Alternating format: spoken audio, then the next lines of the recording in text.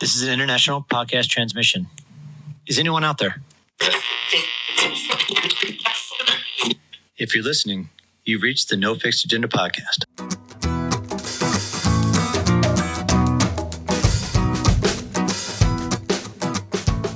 Welcome to No Fixed Agenda, presented by Bubs Naturals. I'm one of your co-hosts, Jeff Stoner. Appreciate you listening in to another journey across the podcast airwaves with us. We've got a really cool one today. And I say that maybe the wrong terminology with that. It is a very inspiring story from Corynne Smith. And I say it's a great, cool story because of the survival aspect of it and her walking through to the other side, because she suffered a stroke 60 days ago. She's 29 years old, business owner, yoga instructor, coach. So she is living a very healthy lifestyle, but come to find out, it was her stress that caused the stroke. And it is just piled up one after the other as far as what that stress was. And she shares that. She shares what she went through during that stroke. And the stroke was at a family wedding, a family get together, which added a whole entire another level onto this. So the story, again, very inspiring and kind of a cautionary tale when it comes to the stress that we put ourselves in and not taking enough time to reset. So, again, I hope you guys enjoy. It was a really fun time having Corynne in and having some laughs along the way. Don't get me wrong. This is not a full-on sappy conversation. It is very fun. And we do have a lot of laughs with it. It's just a very inspiring story when it all is said and done. So please enjoy, guys. Welcome to No Fixed Agenda, Corynne Smith. The No Fixed Agenda podcast is brought to you by Bubs Naturals. Their mission is simple: live better, longer. Bubs helps fuel people to reach their maximum human potential through supplements sourced from nature's highest quality ingredients, all by giving 10% of profits back to charity. That's right, people, 10% back to charity. Learn more about their NSF for Sport certified collagen peptides and electrolyte drink mix at bubsnaturals.com.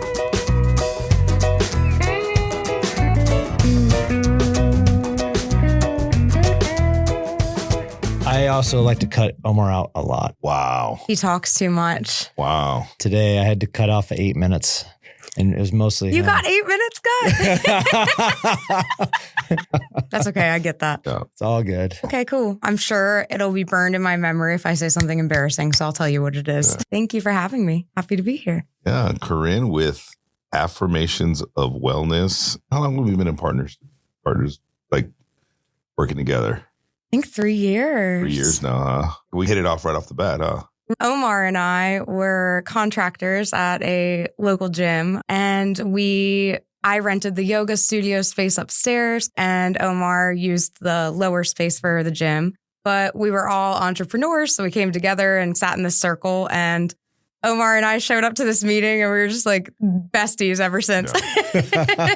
Yeah. And I was like, I think I can relate to this chick, and I think we're good. And yeah, it's history from that point on, man.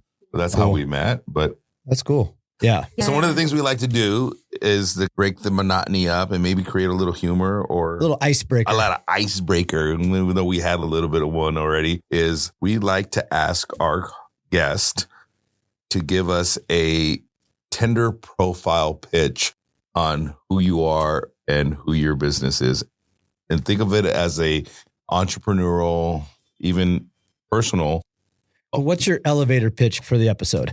This is why I have to cut him sometimes. Wow. It's okay. I appreciated the more information. So it's a matter of, we like to look at it as what's going to make the listener continue to listen to this episode. Or swipe Okay. right. Swipe left on the whole entire tender scenario. Elevator pitch, go. All right. I'm Corynne Smith. I am the owner and creator of Affirmations of Wellness. We are a wellness center located in the heart of Oceanside, and we specialize in yoga, massage therapy, Reiki energy healing, and various holistic events because we believe that wellness comes in many ways. At our studio, we offer cooking classes, mocktail classes, sound therapy, breathwork, crafting, arts, and like a lot of different open house type events to draw community together, because a big part of our wellness is our community and how social we are. I think that's another thing Omar and I have always connected on. The sole purpose of me creating the space was to have a safe place to practice massage therapy and Reiki, but more so to create a community, build a community. I think that's where we differ a lot from other studios or gyms in the area of Oceanside. That's cool. I love connecting like communities, right?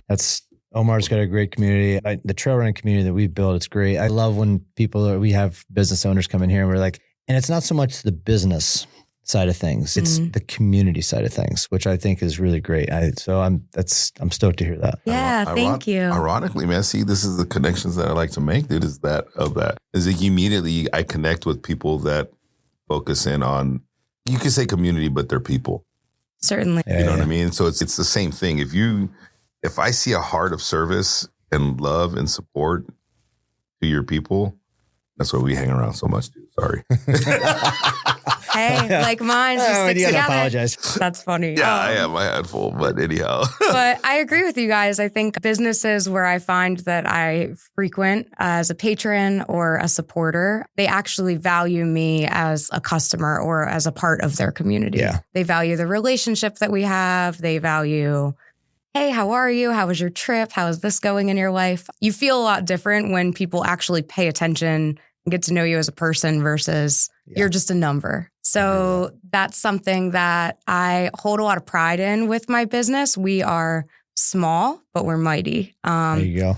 Every person that comes in there is supposed to be there for that class and that time, whether there's one person in the room or 15 people in the room. I don't have any automated bullshit. Everything is a personal message. Everything's a personal call. That might hinder my growth in some way, but I think that who's supposed to be there is supposed to be there. What you value. Yeah. I pride that I've created a business that feels very homey. When you walk in there, it's not like a glossy corporate kind of sterile feel. Everything you need is there. You see a friend, you make friends. One of my favorite things is like seeing the people that meet in the studio become friends outside the studio. So yeah, it's a really cool thing. So I'm happy we're all connected. So we wanted to bring you on because you wanted to share some stuff and kind of just, A, talk about affirmations and who they are as a community.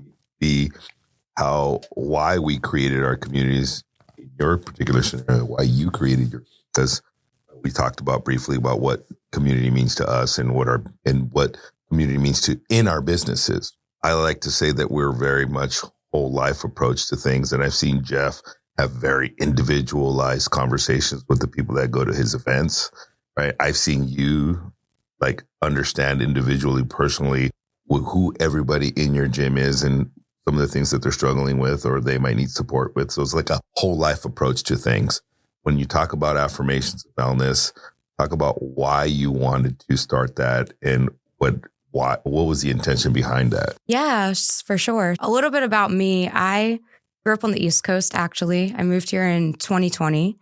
And you don't seem like an East Coast person, by the way. I don't. I'm She's a local such a hippie, now. dude. She's such a hippie, like a California hippie, dude. I do not get East Coast vibes from you at all, period.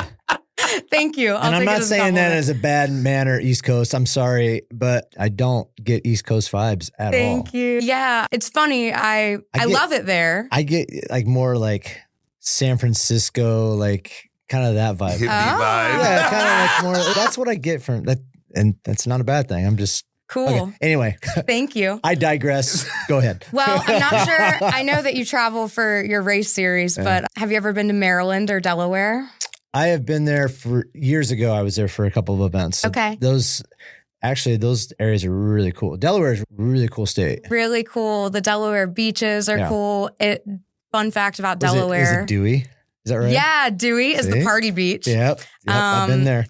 I have to. Delaware is amazing. It's like the first state in all our states. A lot of people, I'm like, oh, I'm from Delaware. I actually grew up in Maryland, but a lot of my adult life and entrepreneur life was had in Delaware. I went to massage therapy school there, took my yoga teacher training in Lewis Beach, Delaware. It's 3 beach towns up from Dewey. And that's where I grew my entrepreneurship or business. So Affirmations of Wellness actually was my business name over there. Oh. I moved out here in 2020, January, right before the world shut down.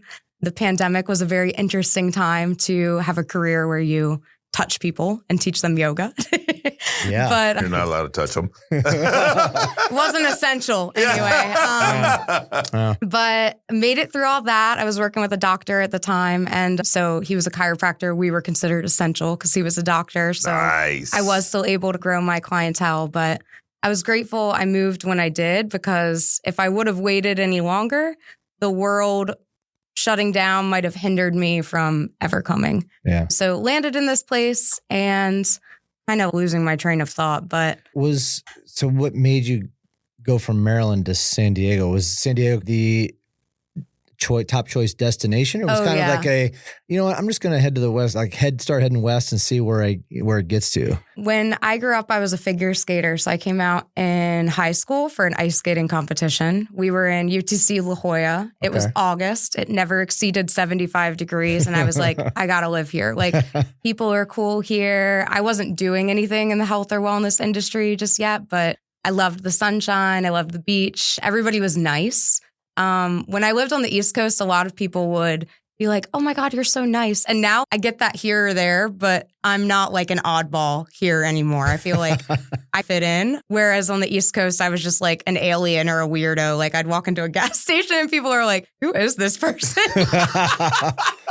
But here I'm like, You're too fucking nice. You should be telling me to go fuck off, right? Yeah, like that. So in 11th grade, I made up my mind that I was going to live here one day. Started my stuff in Delaware and I kept vacationing here and I stumbled across Oceanside. And part of it was a little selfish. Oceanside was the most affordable coastal town in San Diego at the time of my coming. So I was like, this is how I'm going to make it work. This is what it is. But I also liked Carlsbad and Encinitas, but I just landed here. I drove across the country with my dog and found a spot here first. And I was like, I guess it's meant to be. So 2 months later, the pandemic occurred. Didn't really get to explore much outside of Oceanside, really. I was working in Encinitas, in Leucadia for a little while. And that was like my extent. Like, home is Oceanside.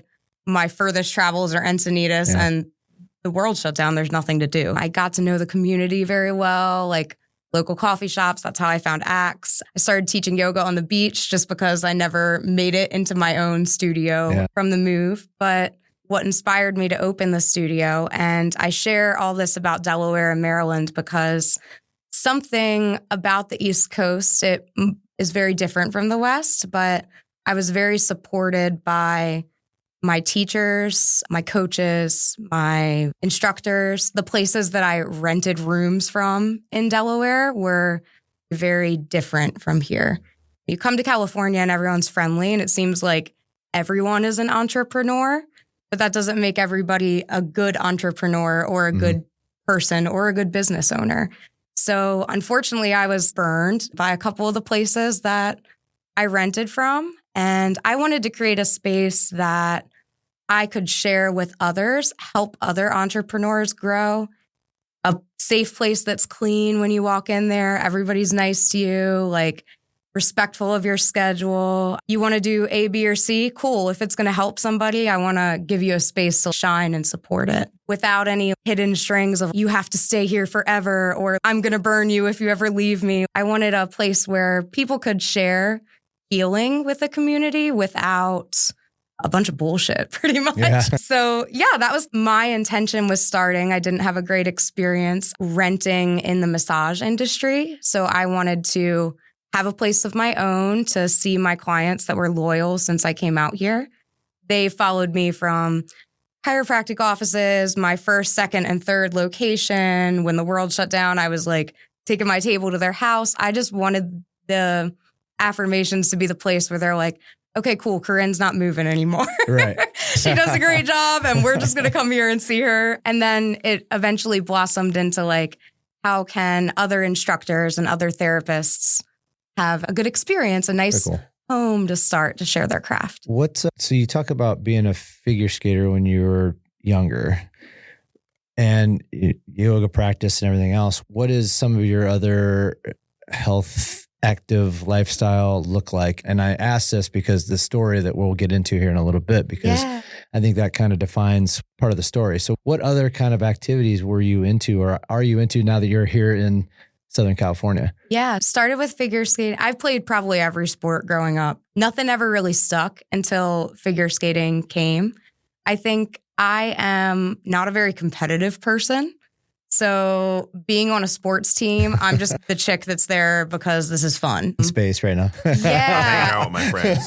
exactly. I'm not like, I don't really care if we win or lose. And I think that's something that is different of me than a lot of people, but there are other people like me out there. So figure skating was a very solo sport. I did skate on a team and like in shows and stuff, but when you're skating as a solo skater, you're your own competition. Yeah. You're your biggest competition. You might be against other people, but they're not like out there with you. Another really beautiful thing about skating is you get two scores. And gymnastics is this way too, but there's your artistic score, how gracefully or put together you were, how you flowed through the performance. And then there's the technical score, like, well, how in alignment were you? How long did you hold that? Did you land that jump or complete that spin without traveling from here to here? Wow. The technical score meant something to me, but the graceful score, the artistic score was really important too. So following ice skating, I was really good. I can still skate and spin and stuff, but I wasn't going to make it to the Olympics. It wasn't going to be a long-term career path for me. I broke my ankle my junior year. And that kind of turned it off for me a little bit. Like I went back my senior year of high school, but yoga was the very first sport to follow skating or activity to follow skating that I went to, and it didn't make me feel like shit. Like I went and I didn't leave the class feeling incomplete or bad about myself. Wow, like all these other people are better than me and I can't do this. Or my ankle was broken and I can't stand on one leg here at all. Or it was always, I'm not sure if it was the positive affirmations that are coming from the instructor or if it's just the actual meaning behind yoga. Yoga isn't so much about how you can move or what you can do. It's who you are and how you're choosing to be present and show up. So aside for yoga, for a long time, all I did was walk my dog. When I came in touch with Omar years ago, he was always inviting me to the gym. He's come to the gym, be a part of the community. And I'm like, I'm not a gym girl. That was like that was my thing. However, I've expanded and I see Omar every Tuesday now we say PT, which is personal training, but it's more so to me like physical therapy. What I've learned through a lot, which kind of comes into the theme of our story we're sharing, is you can't do anything in excess. It's not good to do anything every day. And I teach my clients this a lot, whether they're massage or yoga students. A lot of our life as humans is forward. We're rounding our shoulders, we're on our phone, we're driving the car. And what that does is it shortens all of these muscles here and starts to overstretch everything on our back. So I said to Omar, I really need you to help me. My back is so overstretched. Like I'm in pain every day. I don't know if I can keep doing this. So for about almost 2 years now, every Tuesday, I go to the gym and we do some pool stuff. And it's literally saved me. So that's my experience with the gym. I also love Pilates, reformer Pilates. I've been trying in this last year to get out of my comfort zone and do different things. I like to swim, the ocean, just jump in the water.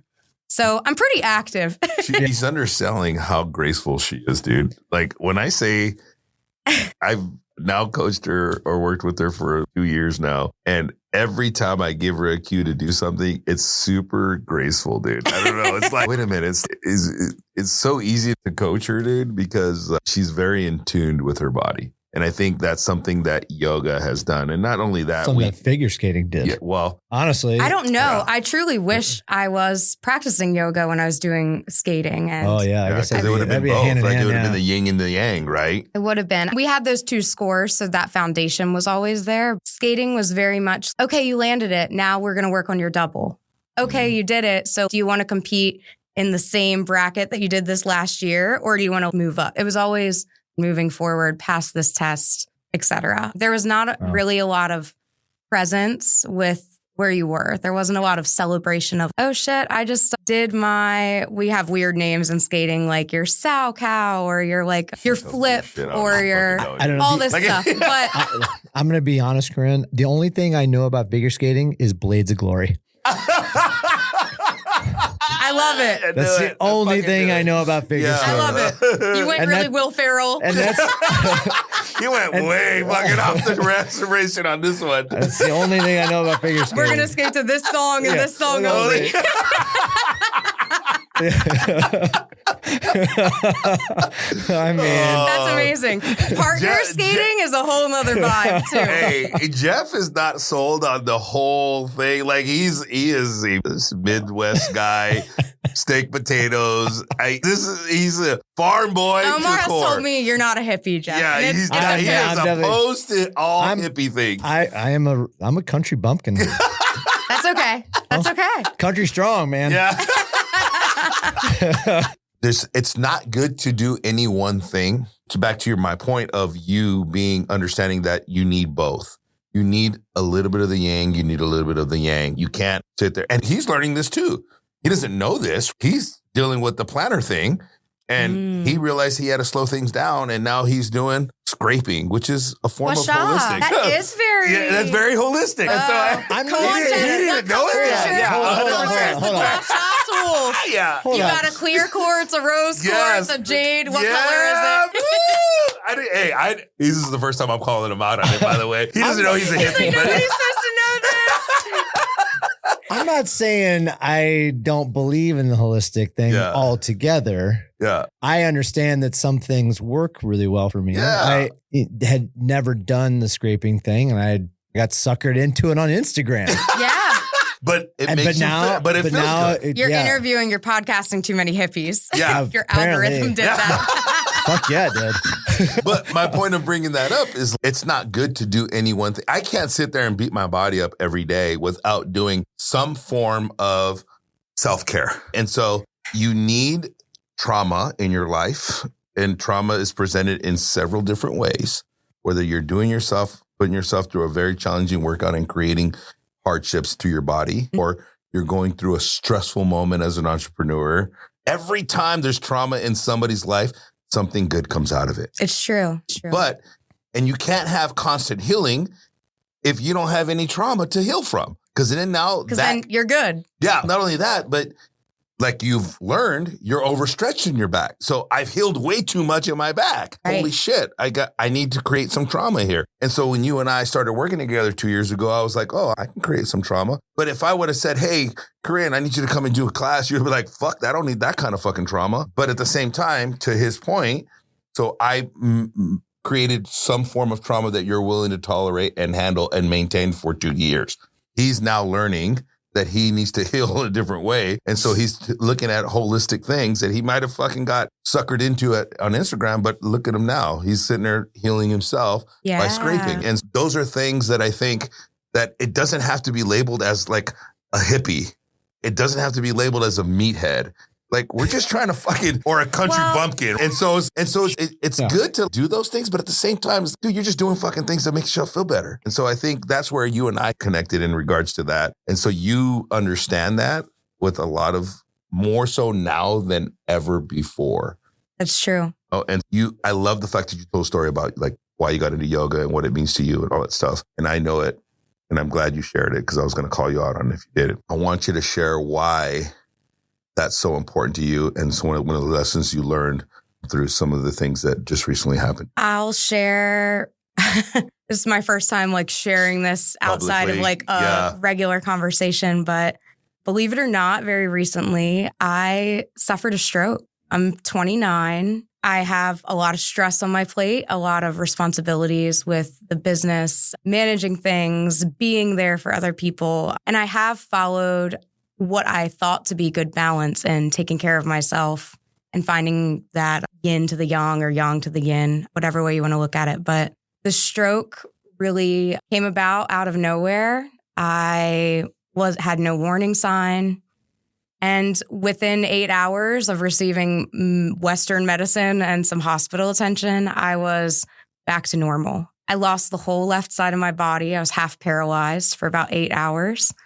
And it coming back is amazing. I'm not sure if I can attest the mind, muscle, self-awareness connection to that, or if I can just thank the TNK that they injected into me to give me more circulation. But my purpose for sharing this is I think a lot of people look at someone that goes to the gym all the time or has a wellness studio or is at yoga every day of the week as like invincible. Oh, it's so easy for them. They're in good health. They're fit.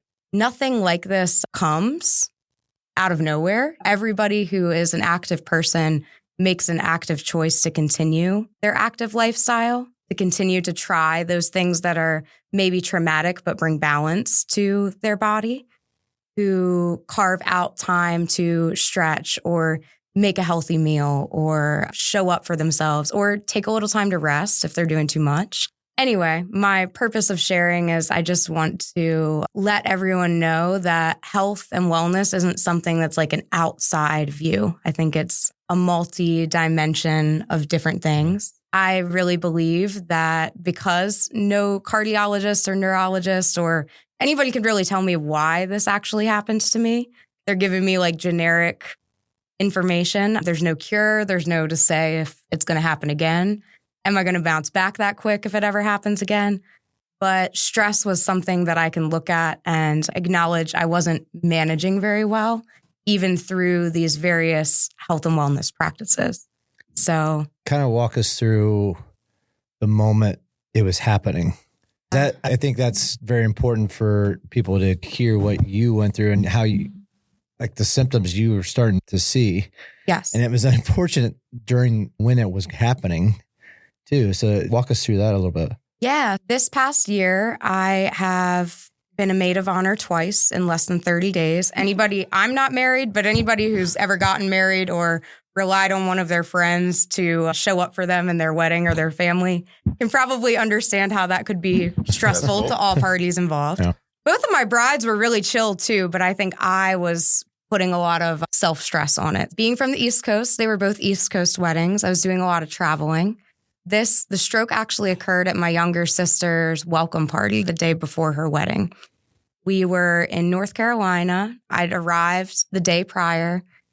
We already did the rehearsal, and now it's just time to hang out and get the family and the friends and everybody together. Right before it started, my first symptom, it began with my eyes.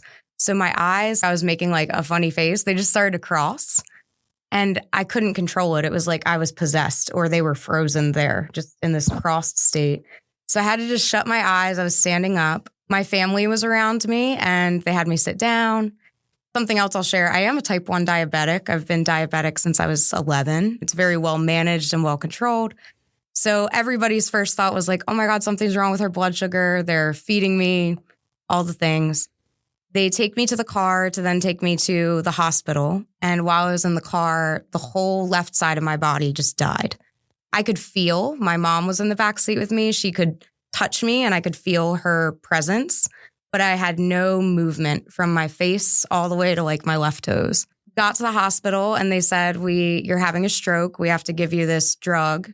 You need to stay with us for 24 hours once we administer it. And while it's happening, I think people think of a stroke like a heart attack or like a massive experience where you can't be present. Yeah. But I remember everything perfectly. I was talking the whole time. So they said to me in this moment, you have to stay with us for 24 hours. And I was like, what time is it? My sister's getting married tomorrow.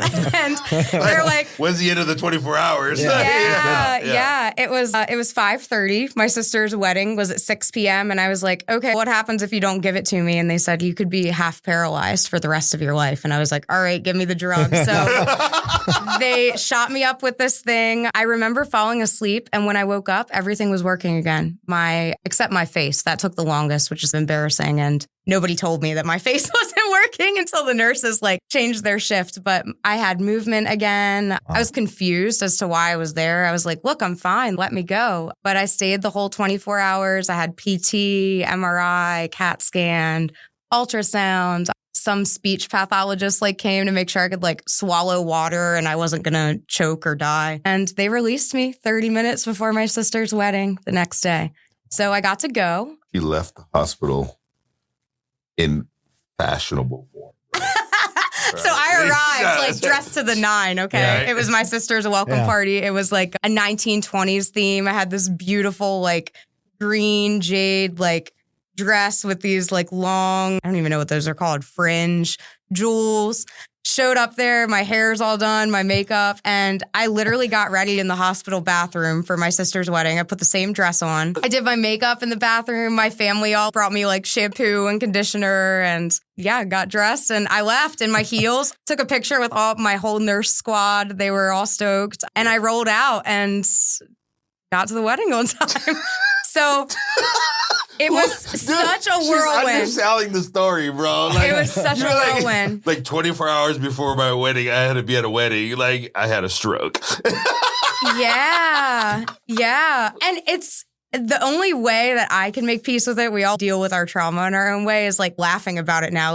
But in all actuality, it is really amazing. And every doctor that I've seen since has dismissed me. I feel like they think I'm overreacting or something because it's really not very typical to recover from a stroke that quickly and to not have very intense symptoms. It's not that I left scot-free, but visually you would look at me and you wouldn't know. Yeah, exactly. I think a lot of being 29 years old, I think that's the big surprise out of everything. And that goes to, as a point of reference, you don't have to be 50, 60, 70 years old to have a stroke of any kind. It can be 29. And I think that's the biggest thing here is some symptoms start to happen when you're that young. Don't take it as lightly whatsoever. No. Or for me personally, I don't think I really had symptoms leading up to it. I think it's a very it's a fast kind of a thing. Yeah. But being in tune with your body is one thing, but it's still a mystery. I have no idea what really caused it. By the way, you're the second person that I've coached and worked with who's been in their early 30s, late 20s, who had a stroke. Really? Really. Because you are aware. You did practice yoga. You were coming to me. You had a little bit of the yin and yang. What were the things that you think created this environment for your brain basically to say, sit down, relax? Yeah. I think that's what it was. I think there was a lot of go, even when you're doing things that are good for you, which I know Omar gets. As a facilitator, you start the day really early. You're meeting people at 6 a.m. or 7 a.m. and you're talking to them all day. You're moving with them. There's not a lot of moments to really chew your food and actually eat and digest your food. Not a lot of moments to rest. And on top of the additional responsibilities that I had put on myself to show up for these people that I love, I'm happy that I could be there for them. But I think the travel played a big role in the go-go environment I was in anyway. Yeah. It's like I was traveling for others and not for myself, where in other times travel had been a reset or relax space for me. And that just wasn't the case the first 5 months of this year. So a couple things. I think I was doing too much. I was really stressed out. Being back on the East Coast, a lot of people don't understand unless you move far away. I think too can bring about, I don't know, old ways of life. You fall into old habits. I think when you go back to visit family and friends, that when I go back to the Midwest, you fall into some of those Midwest habits that you grew up with. And maybe you see some friends that you grew up with and you get in it. So I totally get that. Yes. You fall into some habits you haven't been doing here at home. But you feel so at home with this family or friends or with where you are that like it's okay. I don't really know. I don't know if it was the hustle and the bustle, the time change, the lack of sleep. What I've learned is that travel, being in an airplane, is a factor for having a stroke. So what I'd love to say to anybody that's listening is if you're going on a long flight and you haven't been on a plane in a long time, pop an aspirin. Take some fish oil, do something that's going to thin your blood. They say that travel is being in the plane, like the elevation and being seated for a long period of time can disrupt your body's circadian rhythm. Perhaps that is something that caused it, which would be really weird. But I was traveling a lot. I was on a plane for 6 to 8 hours, sitting in an airport at least twice a month for the first 5 months of this year. So it's a lot. A lot. That's one of the things so I sold my Colorado portion of my business last year. And you talk about doing a lot of traveling. You're not really traveling for the right reasons. I was back and forth to Colorado for 14 years, all throughout the summers. Whoa. And finally I got to a point where I was like, I'm fucking done. Although I didn't really want to sell the races and get out of that community, just from the travel aspect of it, I was like, I just do not want to do this type of travel anymore. Like if I'm going to do some travel, I want to do it because I'm doing it for enjoyment.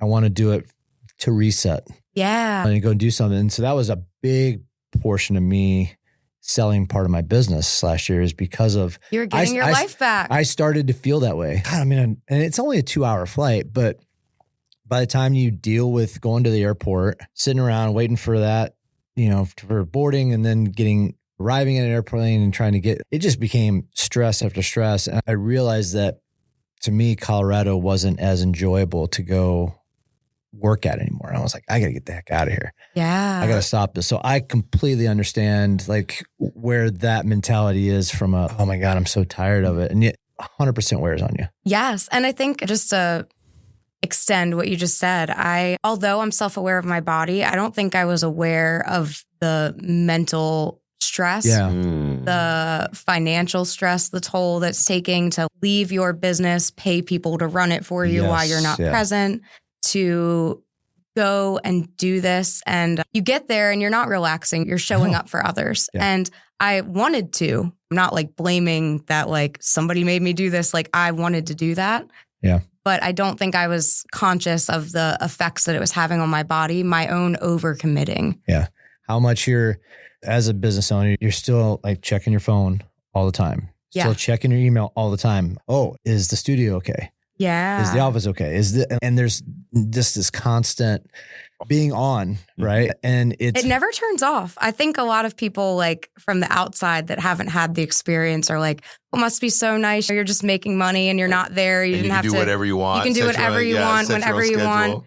It's very stressful too. And it comes at a cost. It comes at a cost. It comes at a cost. I also think too, as the deeper you get into the business, you learn that selling Colorado allowed me to understand how to turn off sometimes. Like now I get it a little bit more. Now, granted, I've been in business for 25 years. So I have a little bit better understanding of it now over these last 2 years versus the first 23. Yep. But I now see it as, I'm not even going to open up my computer. Yeah. I'm not even going to check my phone. There'll be moments where I'll just turn my phone off completely, or I'll just leave it somewhere. I'm like, if I need to mentally just relax and I want to be present with my wife and my friends, I'm like, yeah, I'm definitely I'm making sure that my computer does not go with me. It does not open up.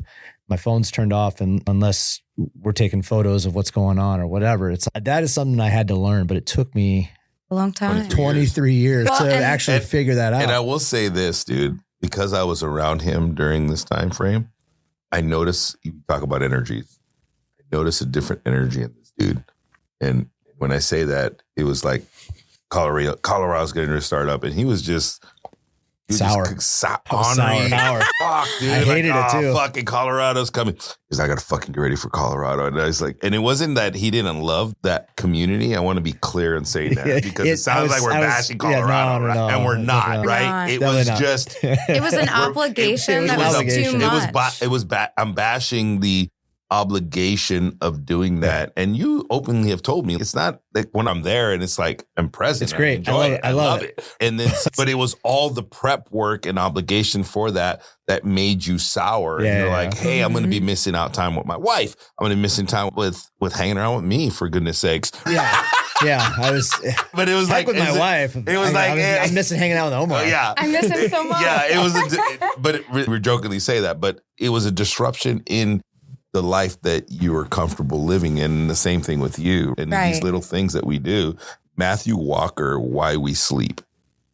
He actually references a study that talks about this particular topic that we're talking about and how the life expectancy of a human being that constantly travels into different time zones or flies into a different time zone is shorter than one that would not. Wow. That's interesting. Yeah. And so it is when I thought about that, I was like, man, I really made a good decision when I decided not to work in logistics anymore because there was a lot of traveling in that perspective. But I go, I wonder how much years of my life that I have taken off by doing that. And it doesn't matter if you're traveling for pleasure or not. You registered in your brain a lot differently, right? We're going to Chicago to go hang out or do a high rocks. For me, when I'm going to Chicago to do a high rocks, I'm on because I'm coaching. But Suzette and I have talked about this particular topic, and I'm like, hey, well, my his birthday's coming up in September, and we're going to this expansion at work, so I got all these things going on. And I am so, like, even though it's financially probably not smart for me to go, he wants to go to Tulum. And I'm like, there's no race in Tulum. And I'm going to be with my grandson and my son. And that right there, I'm like, ooh, I could turn off for 5 days. And you're not, like, to your point, we're talking as entrepreneurs, like, you're never really off. You can turn off for 1 or 2 days, but then you got to be able to look and see, hey, dude, what's going on? Is my building burning down? Is my operations going to shit?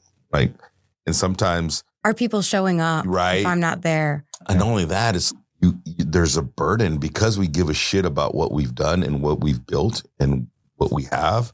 It's that burden never really goes away, no matter how much you turn off. But we talk about turning off quite a bit, and it is so paramount to turn off, just from a brain perspective, just from a neurological perspective, right?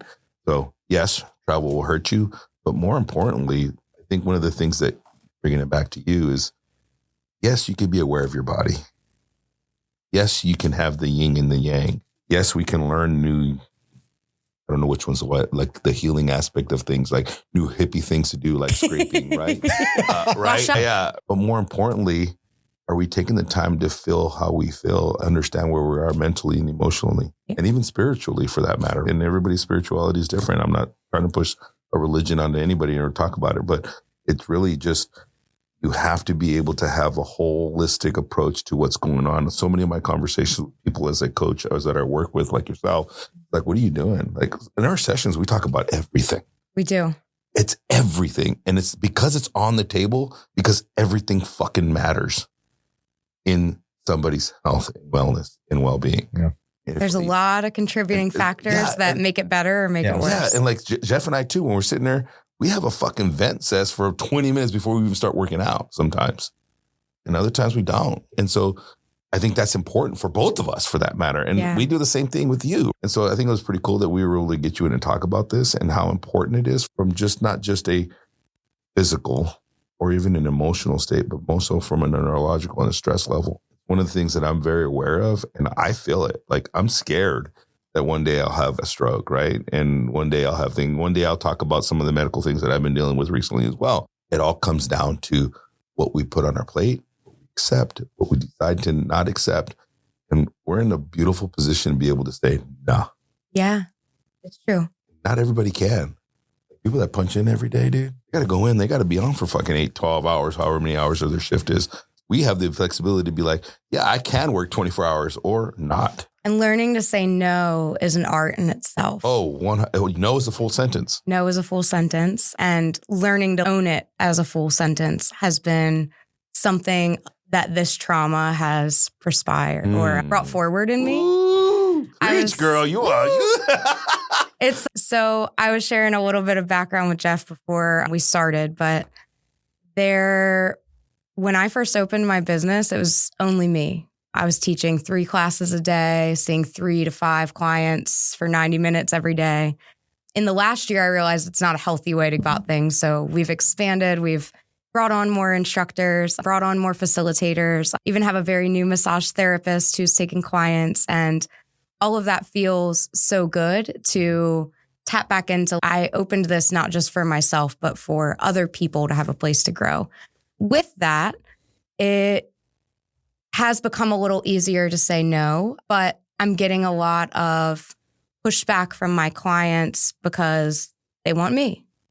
That's what they're comfortable with. That's what they know. But I haven't really had the courage to share with everyone individually what's happened. There is a reason why no is a full sentence, but not everyone is entitled to need to know that in the moment. You don't always have to explain your no. With me not doing as much teaching or as much seeing of new clients, I'm been able to rest a bit and become a student at my space, which is really lovely. And it's amazing. It's amazing. It's so amazing. And all of the teachers are very individually unique and have something very special to share. All of their classes are intentional and thoughtful and wonderful in their own individual way. So getting to experience this place that you've created, you fall in love with it in a different way than just, oh my God, I'm doing everything perfect to a T. The exact way that it's still perfect, even if you're not doing everything.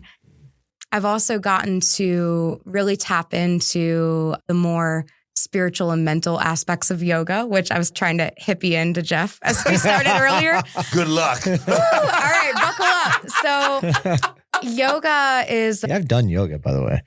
Whoa. Say that again. Say it again. Say I it have louder. done yoga. Really? I have done yoga.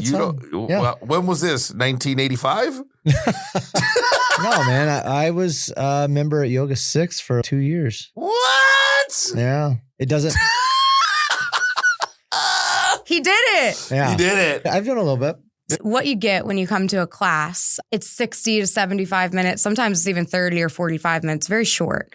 But when you actually dive into, you always feel better than when you walked in. Facts. But there's something deeper happening than just you moving and stretching side to side of your body. So as yoga practitioners or yogis, yoga students, we are tapping into the 8 limbs of yoga. So they're really deep. I'd sit here all day to talk about all of them. But the first 2 limbs are known as the yamas and the niyamas. This translates to the personal self-restraints that we have, like the things we don't do if we are choosing to practice or choosing to teach yoga. And then the things that we commit to or choose to do. So I'll just talk about one of them. It's called ahimsa. This translates to kindness or actually nonviolence. So when you practice ahimsa, you are choosing to not be violent to yourself, violent to another living being, violent to your environment. And this starts, we hear it in the yoga practice all the time, make peace with where you are or compare the sides without judgment. You're not like talking shit to yourself as you go through the practice, you're finding acceptance. So by embracing nonviolence, it's helping you accept the state in which you are. And then this trickles into when you roll up your mat and you leave the studio, you're like, I am really talking bad to myself right now or thinking bad about myself. Or would I do that to another person? It's a lot easier to not be mean to somebody else, but it's sometimes challenging to do that to ourselves. So this experience for me, this having the stroke, and now I have a very significant, even though it's not visual, imbalance between my left and right side of my body. In balance, coordination, strength, the whole 9 yards. So it's coming back together and I get to really tap into the practice of ahimsa now.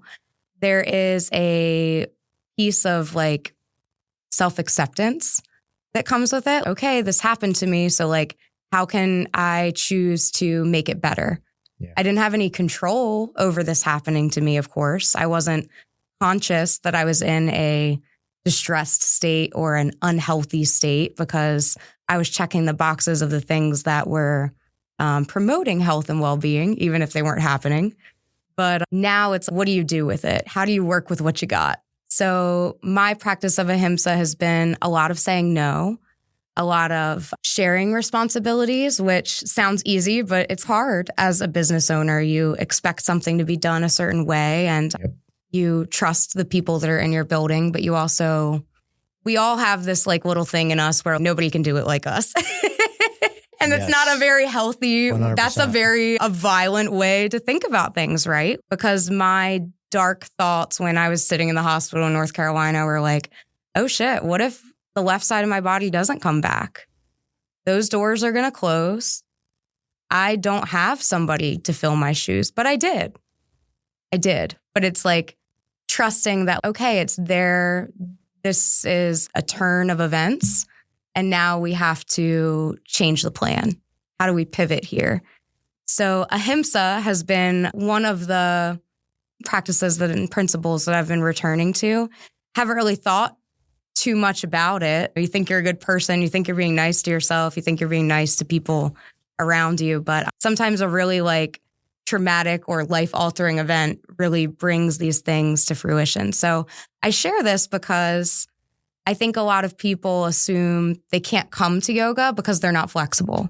They can't come to yoga because they can't sit with crossed legs. They can't do this or do that. And it's all starting with those violent thoughts about ourselves. If you have a stroke, you can come to yoga. The principles is just sitting and being with other people. Even if you can't actually do what they're doing, you are healing and becoming a part of it by hearing these truths be taught through the instructor or seeing what you are capable of and proving yourself wrong. So, yeah. Shutting that negative talk or that violent talk off. Yeah. Yeah. And I don't know if it's shutting it, but it's really naming it and recognizing how it could be harmful to ourselves and to other people. Yeah. I think your stroke was a blessing in disguise. Yeah, I think so too. I'm starting to embrace that now. Yeah. Corynne, thank you so much for sharing that. That's a powerful story. Like I do think it's important that people understand the fact that they don't, again, you can be of any age and have health concerns like this and something can happen and everything else. So always being aware of what the surroundings are, I guess, mentally, physically, neurologically, whatever, when it's all said and done. If you feel stressed as a business owner, as an employee, whatever, just take time for yourself. Take that moment and just disconnect somehow. Yeah. Yoga, travel, whatever it is, like just reset really is what it all comes down to. But, yeah, thank you, Corynne. I applaud your braveness to share something so personal. Thank you. Thank you both for having me and for allowing me to share this.